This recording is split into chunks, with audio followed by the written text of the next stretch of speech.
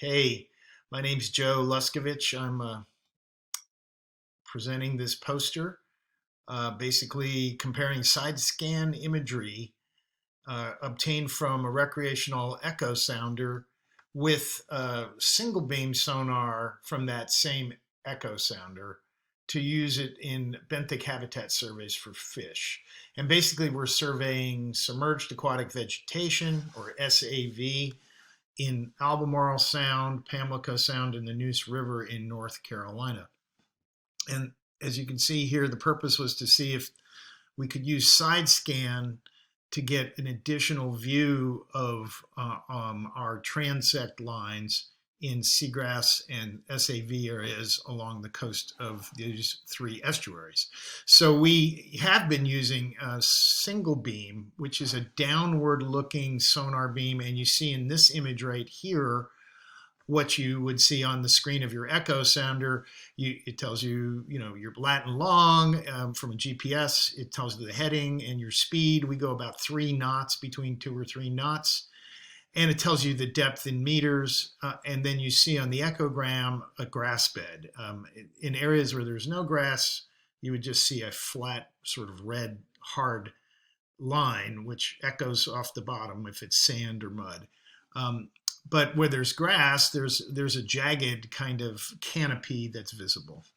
And so in areas where there's a lot of SAV, they're shown in red areas in this upper chart. Oh, this is in Kitty Hawk Bay, where we have a big grass bed right near the Outer Banks of North Carolina. And the redder this bar is, the redder the color ramp, the more SAV bio volume there is in a sentinel site or in a longshore transect. So here's another rapid assessment transect, which we did along the entire coastline of those 3 estuaries to find out where the SAV is densest.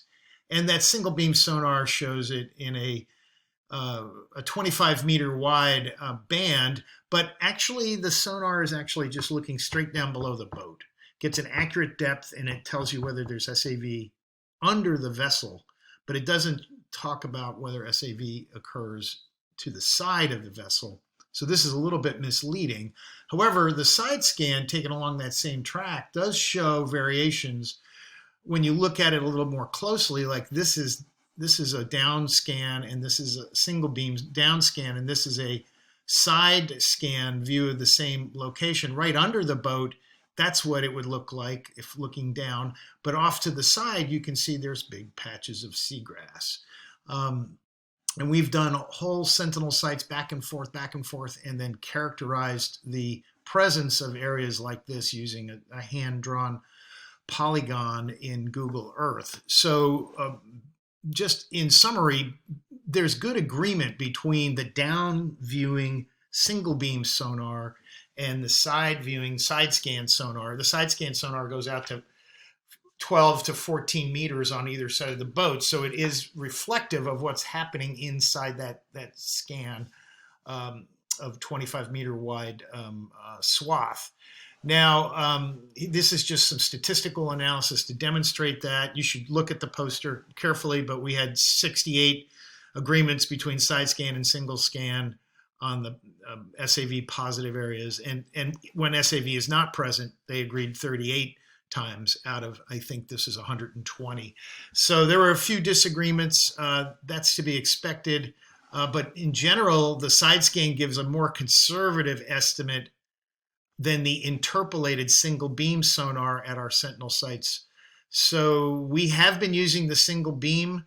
We may be overestimating grass beds, but actually I think it's better to be a little bit conservative on the overestimating side. But if you wanted to use side scan to give you more confidence, we think it's doable. And if you have questions, please contact or chat with us in the chat box. Joe Luczkovich and Noah Gwynn, Department of Biology, East Carolina University. Thanks. Okay, I want to show you some pictures of our sonar. This is the Lowrance and Total Scan. This is the DTX from Biosonics. We run 40 shore normal transects at a sentinel site. This is the Trent River site, and you get a map from Biobase that shows where the SAV is densest. That's the red areas on the map. And then you can do change over time. That's Edenton, North Carolina, Albemarle Sound, a 5-year period. We lost all the SAV. You get a longshore map of SAV density as well. And this is Kitty Hawk Bay. And then with Reef Master, we use the same transect to look at side scan sonar along those longshore tracks. Now some field work. Hey, where are you guys? Albemarle Sound. What's the name of your team? SAV Square. What does that mean? It's submerged aquatic vegetation. And then it's also, the second part's the Sonar and video. Team. Yeah, sonar and video team. All right. And yeah, I'm here with them. This is Dr. Joe Luczkovich, East Carolina University. Our vessel is the RV Pinfish. And we're at Albemarle Sound at Sandy Point. Say goodbye. Say, go Pirates. Go Pirates. Arr. Dan Crane and Hildy Spate, Tyler Peacock, Allie Mulligan, John Sherman, Noah Gwynn, Instagrammer. Setting up the boom that we use for our transducers on our new rig. This is a coring at one of our Sentinel sites. We do sonar first. We have one person on the boat. We have 2 others here, myself and Noah Gwynn, in the water, doing quadrat surveys and taking core samples for species composition. This is at one of the Neuse River Sentinel sites, the Cahookee Creek area. In this location, we were finding Xanakelia. And some places it was very dense, and other places quite sparse. What we're showing here is I take that 6-inch PVC core, and then we sieve it. We don't save any of the marine animals. We're focused on the SAV plants only in this, and we put it in a baggie, labeled, and with a little water from the field site. And then we take it back to the lab.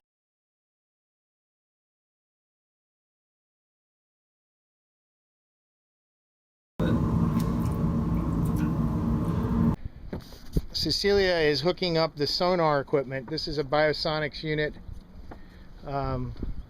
DTX echo sounder, and there are 2 transducers, a 400 and a 200 kilohertz transducer on that biofin. A cable gets attached to each one, and just like that, it gets attached. Okay, there's seagrass there or there's not. Actually, it all gets stored on a laptop, and you run the laptop software called EchoSav to do an analysis almost immediately after getting off the boat. Within 24 hours, you can have a map of the seagrasses. So once that whole sonar rig is set up, you got the laptop running, you put the transducers on the fin in the water, and you run your transect. Last thing we do is go to 100 video verification points with a drop camera. Shown here, we visit these. These are randomly selected points in our map area, and if the bottom has no SAV, it's pretty clear.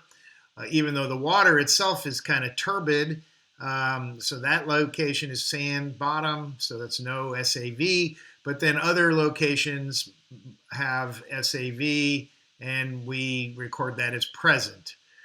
We also record the depth and the lat and long. We now have a system that has a built-in GPS. So we get a map of true positives, true negatives, false positives, and false negatives. I'd like to thank East Carolina University, the Albemarle-Pamlico National Estuarine Partnership, North Carolina Division of Marine Fisheries, the NOAA, and the National Fish and Wildlife Foundation, and North Carolina Sea Grant. All of those agencies help provide funding and support for this project. Thanks for your time. Bye.